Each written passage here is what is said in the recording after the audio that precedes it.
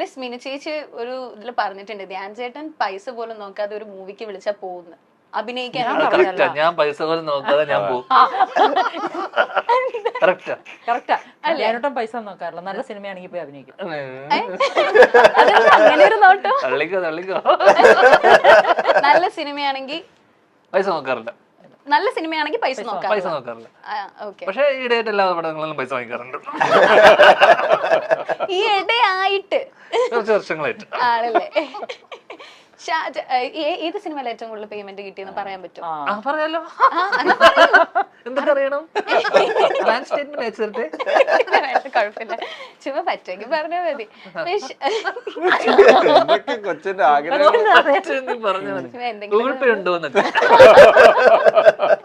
Statement ഒന്നും വേണ്ട, ചുമ്മാ അറിഞ്ഞിരിക്കാലോ ഏതിലാണെന്നുള്ളത്. ഇപ്പൊ ഷാജോൻ ചേട്ടൻ കുറെ സീരിയസ് റോൾസ് ഒക്കെ ചെയ്തിട്ടുള്ളതാണ്. അപ്പൊ ഇതും ഒരു സീരിയസ് റോള് തന്നെയാണോ? ഇതങ്ങനെ സീരിയസ് റോളൊന്നും അല്ല. ഇതിന ജോജി എന്ന് പറഞ്ഞൊരു ക്യാരക്ടറാണ്. ധ്യാൻ അവതരിപ്പിക്കുന്ന കഥാപാത്രത്തിന്റെ നെയ്ബറാണ്, ധ്യാൻ്റെ ഒരു ഫ്രണ്ടാണ്, ഒരു മെന്ററാണ്. എന്തെങ്കിലും കാര്യങ്ങളുണ്ട് ഡിസ്കസ് ചെയ്യുന്ന ആളാണ്. ഫാമിലി ഫ്രണ്ട്സ് ആണ് ധ്യാൻ്റെ, ദിവ്യയുടെ ക്യാരക്ടറും സ്മിനുവിന്റെ ക്യാരക്ടറും ഒക്കെ. അപ്പൊ അങ്ങനെ ധ്യാനുമായിട്ടായിരുന്നു എനിക്ക് കൂടുതലും കോമ്പിനേഷൻസും ഒക്കെ. ധ്യാനുമായിട്ടായിരുന്നു. അപ്പൊ അങ്ങനെ ഒരു രസമുള്ള ക്യാരക്ടറായിട്ടാണ് എനിക്ക് പേഴ്സണലി തോന്നിയത്. ഡബ് ചെയ്ത് കഴിഞ്ഞപ്പോഴും എനിക്ക് സിനിമ കണ്ടപ്പോഴും എനിക്ക് അങ്ങനെ തോന്നി. അപ്പൊ ഇനിയിപ്പം സിനിമയെ പറ്റി പറയേണ്ടത്, അതെ. പക്ഷെ ഞാൻ ഒരു ആർട്ടിക്കിളിൽ വായിച്ചു ഇതൊരു ട്രൂ സ്റ്റോറി ആണെന്ന്. ഇപ്പൊ ട്രൂ സ്റ്റോറി എന്ന് പറയുമ്പോഴേ ആൾക്കാർക്ക് ഒരു ക്യൂരിയോസിറ്റി ആയിരിക്കുമല്ലോ കാണാൻ. ഒരു മാരീഡ് കപ്പിൾ ഫേസ് ചെയ്ത ഒരു ഇഷ്യൂ ആണെന്ന് പറയും. അപ്പൊ ഇതൊരു ട്രൂ സ്റ്റോറി ആണെന്ന് ധ്യാൻ ചേട്ടൻ അറിയാമായിരുന്നോ? ഇത് പലരുടെയും ലൈഫിൽ ഇപ്പം ഇതായിട്ടുള്ള ഇങ്ങനത്തെ കുറെ സൈബർ ക്രൈംസ് റിപ്പോർട്ട് ചെയ്യുന്നുണ്ട്. പക്ഷെ നമ്മളിപ്പം സ്വാഭാവികമായിട്ടും നമ്മളെ സാധാരണക്കാർ നമ്മൾ അറിയണമെന്നില്ല. പക്ഷെ ഇത് പല കോമണേഴ്സും ഫേസ് ചെയ്യേണ്ടി വന്നിട്ടുള്ള അല്ലെങ്കിൽ ഇഷ്യൂ. അല്ലെങ്കിൽ ഇത് എനിക്ക് തോന്നുന്നു പണ്ട് തന്നെ ഈ MMS ക്ലിപ്പൊക്കെ വന്നു തുടങ്ങിയ സമയത്ത് തന്നെ, ഇപ്പം ഞങ്ങളുടെ നാട്ടിലൊക്കെ ഉള്ള സമയത്ത് ചില ഇതുപോലെ തന്നെ ഫേക്ക് ക്ലിപ്സ് ഒക്കെ വെച്ചിട്ട് കല്യാണമൊക്കെ മുടക്കിയിട്ടുണ്ട് ആൾക്കാർ. കല്യാണത്തിന് 2 ദിവസം മുന്നേ ഒക്കെ പെണ്ണിന്റെ ഇതേപോലെ തന്നെ നാട്ടിലൊക്കെ നാട്ടുമ്പുറത്തൊക്കെ ഇതേപോലെ സാമ്യമുള്ള കുട്ടിയുടെയൊക്കെ ഇങ്ങനത്തെ MMS ക്ലിപ്പൊക്കെ ഇറക്കിയിട്ട് കുട്ടീനെ പോലെ എവിടെയെങ്കിലും ഒക്കെ ചായ ഉണ്ടാവും. അങ്ങനത്തെ MMS ക്ലിപ്പൊക്കെ വന്നിട്ട് ഇത് കല്യാണത്തിന്റെ കറക്റ്റ് 2 ദിവസം മുന്നേ കൊണ്ട് ഇറക്കിയിട്ട് കല്യാണം മുടക്കി കളയും. ഓക്കെ, അതൊക്കെ കറക്റ്റ്. അതിന് എന്താ പറയണ്ട, ഇതൊക്കെ ചെയ്യുന്ന അല്ലെങ്കിൽ ഇതൊക്കെ കാലാകാലങ്ങളായിട്ട് ഉള്ള എത്രയോ വർഷങ്ങളായിട്ടുള്ള സാധനങ്ങളാണ്. ഇത് എത്ര പേര് റിപ്പോർട്ട് ചെയ്യുന്നുണ്ട്, എത്ര പേര് ഇത് ചെയ്യുന്നുണ്ട് എന്നുള്ളത് മാത്രമേ ഉള്ളൂ. അപ്പൊ ഇതിനെ ഇതിനകത്ത് നമ്മളതിനെ എത്ര പേര് പുറത്തു പറയും എന്നുള്ളതാണ്. ഇങ്ങനത്തെ ഒരു ഇഷ്യൂലൊക്കെ പെടുമ്പോൾ പലരും ഇതിപ്പോ കഴിഞ്ഞ ദിവസം വരെ ഹണി ട്രാപ്പ് ഒരു പുള്ളിയുടെ 2.5 കോടി രൂപയോളം ഒരു അദ്ദേഹത്തിന്റെ എനിക്കൊന്ന് 2.5 crore വർഷങ്ങൾ, ഒരു വർഷത്തോളമായിട്ട് അവരെ അറസ്റ്റ് ചെയ്തു, ഒരു കപ്പിള്. അപ്പം ഇതൊക്കെ നടക്കുമ്പോഴല്ലെങ്കിൽ പുറത്ത് വാർത്തയായിട്ട് വരുമ്പോഴാണ് നമ്മൾ ഇങ്ങനെയൊക്കെ നടക്കുന്നുണ്ടെന്ന് നമുക്ക് അറിയുന്നത്. അപ്പം ഇതൊക്കെ കാലാകാലങ്ങളായിട്ട് എക്സ്പീരിയൻസ് വന്നിട്ടില്ലല്ലോ അല്ലേ ഹണി ട്രാപ്പ്? അല്ല അങ്ങനെ ഉണ്ട്, ഞാൻ പറയില്ല. അല്ല, ബട്ട് ഇത് നല്ലൊരു റെലവെന്റ് ഒരു ടോപ്പിക് ആണ്. സോ അത് സൊസൈറ്റിയിൽ നല്ല രീതിയിൽ എത്തട്ടെ അല്ലെ? ഈ കൂട്ടത്തില് ധ്യാൻ ചേട്ടനൊക്കെ കൂടുതൽ തഗ് പറയുന്ന ആരാ? ഷാജു ചേട്ടാ? ധ്യാൻ തന്നെയാണ് പറയുന്നത്. ആണോ? ഈ അവിടെ നമ്മുടെ ലൊക്കേഷനിൽ ഇങ്ങനെയാണ് രാവിലെ 1 3 തഗ്, സീരിയസ്ലി ധ്യാൻ ഒരു കോട്ടയുണ്ട്, അത് അങ്ങനെ പറഞ്ഞോണ്ടിരിക്കും. ആണോ? വടക്കു നോക്കി യന്ത്രത്തില് ശ്രീനേട്ടൻ മറ്റേ വാഴച്ചൂട്ടി കൊണ്ടുപോയി നിർത്തി കഥ പാറു ചേച്ചിയോട് പറയുന്ന പോലെ അങ്ങനെ കുറച്ച് തഗ്.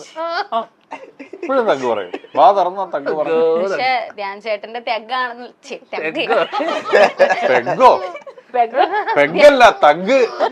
ധ്യാൻ ചേട്ടന്റെ തഗ്ഗാണ് മെയിൻ അല്ലേ? ധ്യാൻ ചേട്ടൻ എന്തൊരു ഫാൻസാ ഉള്ളത്. ഇന്റർവ്യൂ തന്നെ കാണാൻ എത്ര പേരാ ഉള്ളത് അല്ലേ? അപ്പം ഇതുപോലെ ഇന്റർവ്യൂല് ഇങ്ങനെ കാണിക്കാം.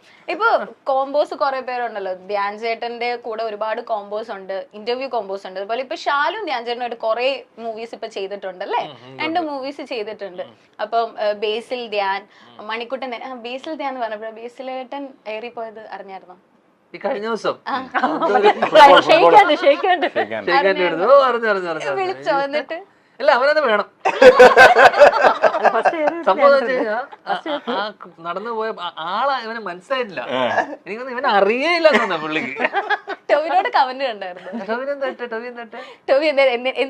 ടോവി എന്തോ ഇട്ടായിരുന്നു അതിൽ, അത് ഭയങ്കര വൈറലായിരുന്നു. കാരണം അത് എന്തുകൊണ്ട് ഇട്ടേന്നറിയോ? അതറിഞ്ഞിട്ടില്ല. ഇത് ടോവിനോ ആക്ച്വലി ഇങ്ങനെ ഇത് എയറിലാവാൻ ചെയ്തപ്പോ. കാരണം ബേസിലും ടോവിനോ രണ്ടുപേരും കൂടി ഒന്ന് പൂജയ്ക്ക് പോയപ്പോ ഇങ്ങനെ തൊഴുകാൻ വേണ്ടി നിന്നപ്പോ എന്റെ വീഡിയോ ഉണ്ട്. ടോവിനോ അത് ചെയ്തപ്പോഴേക്കും അവരത് മാറിപ്പോയി. അപ്പൊ ടോവിനോ ചമ്മിപ്പോയി. അത് തന്നെയാണ് ഇപ്പൊ തിരിച്ച് ബേസിൽ വന്നത്. അപ്പോൾ ബേസിൽ അതുകൊണ്ടാണ് കളിയാക്കി. അപ്പൊ ബേസിൽ എനിക്ക് നൈസായിട്ട് ടോബി ആളെ വിട്ടിട്ട് ചെയ്യിപ്പിച്ചതാവാൻ സാധ്യതയുള്ളൂ. ഫുട്ബോളുകാരനോട് പറഞ്ഞിരുന്നു അവനെ മൈൻഡ് ചെയ്യണ്ടല്ലേ. ഇപ്പൊക്കെ കാണാം. ബേസിലെ നോട്ടം ഭയങ്കര കോമഡി കേട്ടോ. പാവം. ഇങ്ങനെ നോക്കി നിന്നിട്ട് അയാളങ്ങ് പോയിട്ട് അത് ഭയങ്കര കോമഡി. ഇത്തരത്തിലുള്ള അവഗണന ഉണ്ടാവുന്ന നല്ലതാണ്. ബേസിലോട്ട് കേക്കട്ട. നിങ്ങള് ആരും അറിഞ്ഞിട്ടേ ഇല്ല, കേക്കണ്ടെന്ന്. ശരി, അതെ അറിയാൻ വേണ്ടിയൊന്നും പറഞ്ഞത്. കാരണം ചില സമയങ്ങളിൽ അത് നമ്മൾ എന്തൊക്കെയോ ആയി എന്നൊക്കെയുള്ള ഒരു വിചാരം വരുമ്പോ അവനത് ആവശ്യമായിരുന്നു. ആണല്ലേ. ചില സമയങ്ങൾ ഞാനും അങ്ങനെ അവനെ പണിക്കാറുണ്ട്. ഫോണൊക്കെ വിളിക്കുമ്പോ കട്ട് ചെയ്ത് കളയുക, എടുക്കാതിരിക്കുക. ചില വലിയ ആൾക്കാരൊക്കെ ഇതുപോലെ എന്തെങ്കിലുമൊക്കെ വിളിക്കുമ്പോഴേ നമ്മൾ ഫോൺ എടുത്തിട്ട് ഫോൺ കാണും. നമ്മളപ്പോ നമ്മള് തിരക്കാണ്, തിരക്കാണെങ്കിൽ വേണ്ടി ഒരു 5 റിങ് അടിച്ചിട്ട് എന്നിട്ട് നമ്മള് എടുക്കൂല. ചേട്ടാ പറ, ഒരു പണിയില്ലാതെ ഇരിക്കും, ഏതെങ്കിലും സിനിമ കഴിയാൻ വേണ്ടി വിളിക്കായിരിക്കും. അപ്പോഴും നമ്മളെന്ത് ചെയ്യും, ഒരു അടുത്ത കോളിൽ ഫസ്റ്റ് കോളിൽ എടുക്കൂല. ചില ആൾക്കാരുണ്ട് അങ്ങനത്തെ. ആരാളാ ഞാൻ. ധ്യാൻ ചേട്ടന്റെ ഉപദേശം കേൾക്കാൻ വേണ്ടി ആരെങ്കിലും വിളിക്കാറുണ്ടോ? എടാ ഞാൻ ഇങ്ങനെ പെട്ടിരിക്കുക, എന്നൊന്നും.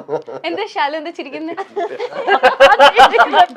കഴിഞ്ഞ ദിവസം ഞാൻ ഇവനെ എയർപോർട്ടിൽ വെച്ച് കണ്ടു. എയർപോർട്ടിൽ വെച്ച് കണ്ടോണ്ട് ഇവൻ എന്നെ ആദ്യമായി കാണുന്ന ഒരു സന്തോഷവും ഇതും. അപ്പൊ ഞാൻ തിരിഞ്ഞു പെട്ടെന്ന് ഞാൻ ഇവനെ കണ്ടപ്പോ നീ എന്താ എന്നെ ഇങ്ങനെ ആദ്യമായിട്ട് കാണുന്ന രീതിയിലുള്ള സന്തോഷം. അപ്പൊ അവനോട് പറയാ, ഞാൻ ചേട്ടനെ പറ്റി ഇപ്പൊ ആലോചിച്ച് ചേട്ടനെ ഇതാക്കാൻ വേണ്ടി. അപ്പൊ ഇവനെന്നെ ഉപദേശം അന്വേഷിച്ചിട്ട് വിളിക്കാതിരുന്ന ആൾക്കാർ. അപ്പൊ ഞാനതാ ഞാൻ ആക്ച്വലി കണ്ടിട്ടില്ല കോളേജിന്റെ സമയത്ത്.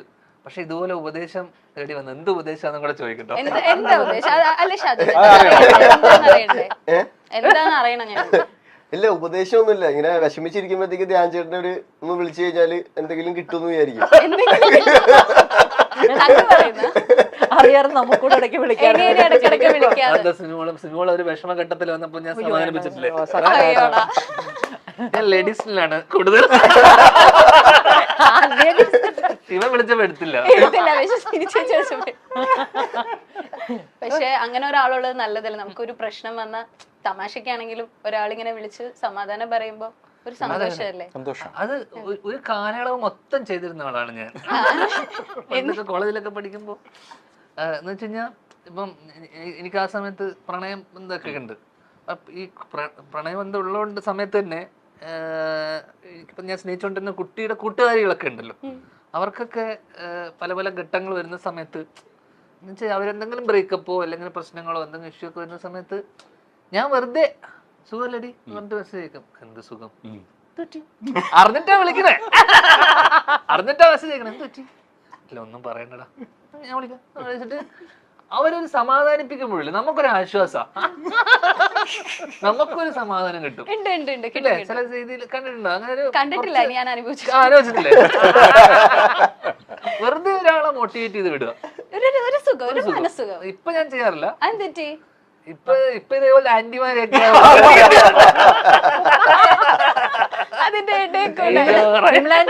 എന്നെ പ്രത്യേകം ഏൽപ്പിച്ചിട്ടുണ്ട്, അവനെ ശ്രദ്ധിച്ചോണോ, എന്റെ സ്ഥാനം നിനക്ക് മോക്ക് തന്നേക്കുവാന്ന് പറഞ്ഞേക്കുന്നത്. അമ്മയെ പോലെ. അതുകൊണ്ട് കുഴപ്പമില്ല. എന്നിട്ട് ഇപ്പൊ ബേസിലേട്ടനോട് എന്ത് ഉപദേശം കൊടുക്കാനുള്ളത്? ആർക്കാ? ബേസിലേട്ടന്. അവനെന്ത് ഉപദേശിക്കാൻ?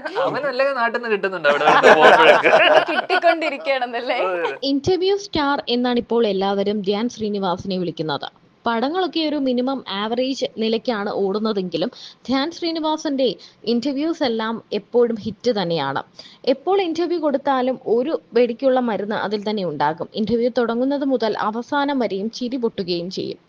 എന്ത് വീട്ടുകാരെ പറ്റി പോലും കോമഡി പറയാൻ യാതൊരു മടിയുമില്ലാത്തൊരു നടൻ തന്നെയാണ് ധ്യാൻ ശ്രീനിവാസൻ. ഒപ്പമുള്ളവരുടെ കാര്യത്തിലാണെങ്കിലും ഐഡി എന്ന ചിത്രത്തെക്കുറിച്ച് സംസാരിക്കുന്നതിനിടയ്ക്കാണ് ബേസിലിനെ പറ്റി പറയുന്നത്. ബേസിലിന്റെ ഈ ഇടയ്ക്ക് ട്രോളിൽ കയറി കുറെ കാര്യങ്ങളൊക്കെ കൈ കൊടുക്കാൻ പോയപ്പോൾ, ഷെയ്ക്കാൻഡ് കൊടുക്കാൻ പോയപ്പോൾ അത് കൊടുക്കാതിരുന്ന അങ്ങനെ ആ സംഭവത്തെ ചുറ്റിപ്പറ്റിയുള്ള കാര്യങ്ങളൊക്കെ വൈറലായി മാറിയത് ഈ ഇടയ്ക്കാണ്.